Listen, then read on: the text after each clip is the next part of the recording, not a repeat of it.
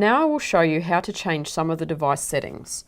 Press the setup icon, and from here in the setup menu you can adjust the language, the device, the sound, and also set up the printer. On the About tab, you can see the various settings in relation to the firmware versions, serial numbers and probe serial numbers, and also the license that the device has. From the language menu, you can choose to change the language by selecting a different language. Using the arrow keys allows you to view more languages available, such as Finnish or Romanian.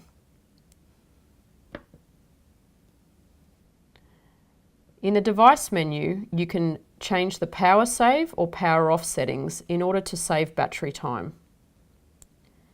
Finally, in the sound setup, you can change the device to play touch sounds, play a sound at the end of the test, and also play any warning sounds.